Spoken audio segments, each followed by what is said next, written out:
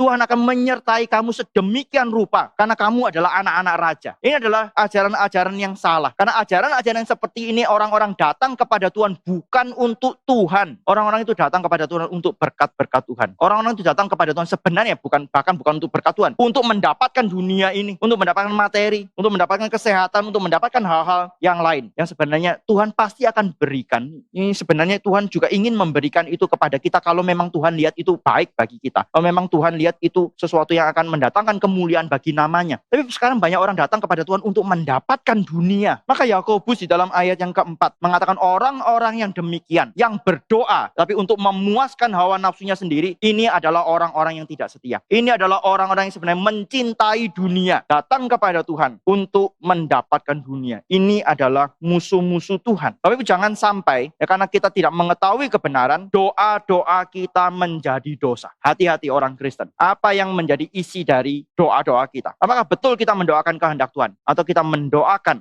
keinginan kita sendiri? Hati-hati. Ya, kita menyatakan doa-doa yang seperti ini itu menjadikan orang-orang itu musuh Tuhan karena mereka sebenarnya menginginkan dunia ini, bukan menginginkan Tuhan sendiri. Jadi kita harus minta apa? Harus berdoa seperti apa? Yang ketiga, ya, mintalah apa yang memang Tuhan janjikan bagi orang percaya. Minta apa yang Tuhan janjikan bagi orang percaya. Dari mana kita tahu? Dari kitab suci. Alkitab ini menyatakan kepada kita banyak sekali janji-janji Tuhan bagi orang-orang percaya. Tapi dalam hal ini pun saya juga mesti memberikan peringatan. Tidak semua yang dicatat di dalam kitab suci itu adalah Tuhan janjikan bagi kita. Misalnya saya berikan contoh. Mari kita membuka Kisah Rasul 16, Bapak Ibu. Karena ini salah satu bagian yang sering kali disalah mengerti oleh orang. Kisah Rasul 16, Pendeta David sudah pernah berkhotbah tentang hal ini. Kisah Rasul 16 ayat 29-31 saya bacakan. Kepala penjara itu, ini kepala penjara di Filipi, menyuruh membawa suluh lalu berlari masuk dan dengan gemetar tersungkurlah ia di depan Paulus dan Silas. Ia mengantar mereka keluar sambil berkata, "Tuan-tuan, apakah yang harus aku perbuat supaya aku selamat?" Ayat 31. Jawab mereka, jawab Paulus dan Silas, "Percayalah kepada Tuhan Yesus Kristus dan engkau akan selamat, engkau dan seisi rumahmu." Ada orang yang kemudian mengajarkan, lihat nih ya, kalau satu orang bertobat, maka Tuhan pasti menyelamatkan seluruh anggota keluarga dari orang itu. Seisi rumahnya akan diselamatkan. Bapak Ibu, kenyataannya tidak demikian. Betul kan ya? Kenyataannya tidak tentu demikian. Kenapa? Karena ketika kita klaim janji ini, kita salah mengerti. Janji ini, perkataan ini ditujukan hanya untuk kepala penjara di Filipi itu saja. Tidak tentu kepada semua orang Kristen akan berlaku yang sama. Maka jangan klaim yang janji-janji yang seperti ini. Ya, karena itu cuma diberikan kepada personal, kepada pribadi-pribadi itu saja. Tapi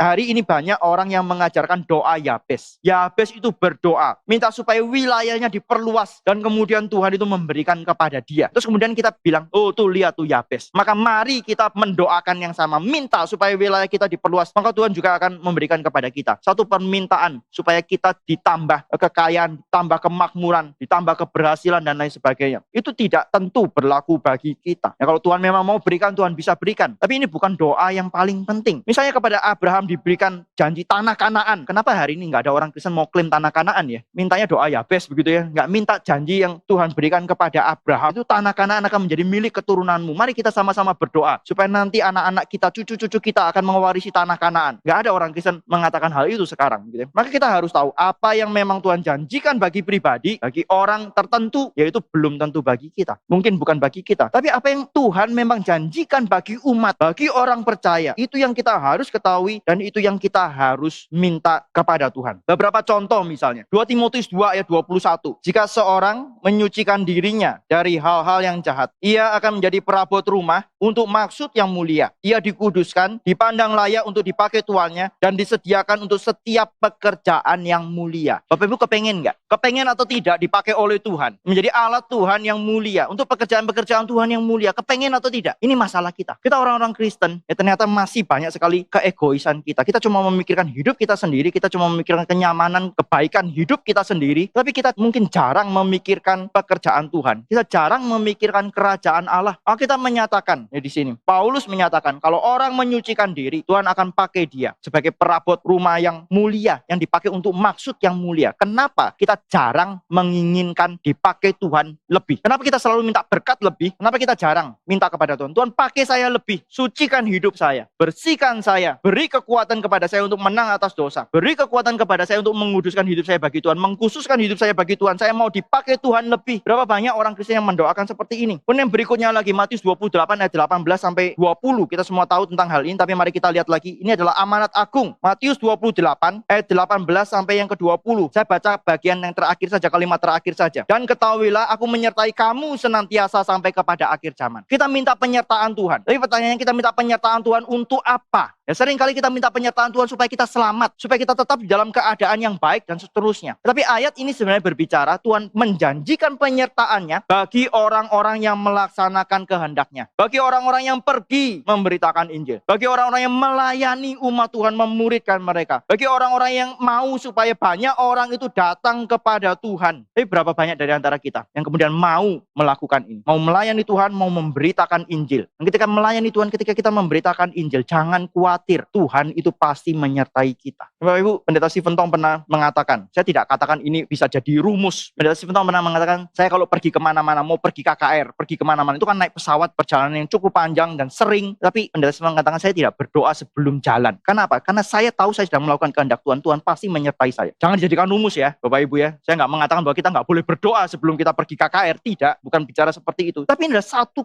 iman, satu keyakinan akan janji Tuhan ini. Tuhan menyertai orang-orang yang melakukan kehendaknya. Bukan berarti kemudian kita semua nggak boleh berdoa. Tidak. Ya, kita berdoa. Kita minta Tuhan menyertai kita. Kita minta Tuhan memimpin pelayanan kita, memimpin perjalanan kita. Tapi Pendeta Stephen juga pernah mengatakan orang yang terlalu banyak berdoa itu justru mungkin menyatakan imannya kecil. Ya, sehingga semuanya itu dia doakan. Ya, belum tentu doa itu menunjukkan bahwa iman seseorang itu besar. Dia sungguh-sungguh percaya kepada Tuhan. Mungkin dia justru tidak percaya kepada Tuhan sehingga kemudian dia berdoa begitu banyak. Ya, sekali lagi, Bapak Ibu jangan disalah mengerti. Jangan sampai terus kemudian kita mengatakan iman saya besar maka saya nggak berdoa. Tidak. Sekali lagi ya, tadi saya sudah katakan orang yang tidak berdoa itu menunjukkan kesombongannya. Dia seperti seolah-olah bisa mengatur hidupnya tanpa Tuhan. Tapi kita juga harus tahu doa yang benar itu yang seperti apa. Mari kita mendoakan hal-hal yang memang Tuhan itu janjikan kepada kita. Satu lagi dari 1 Korintus 12 ayat yang ke-31. Dan saya beberapa kali mendorong jemaat untuk mendoakan hal ini. 1 Korintus 12 ayat yang ke-31. Jadi berusahalah untuk memperoleh karunia-karunia yang paling utama. Dan aku menunjukkan kepadamu jalan yang lebih utama lagi. Paulus mengatakan ada karunia-karunia yang lebih utama, ada karunia-karunia yang kurang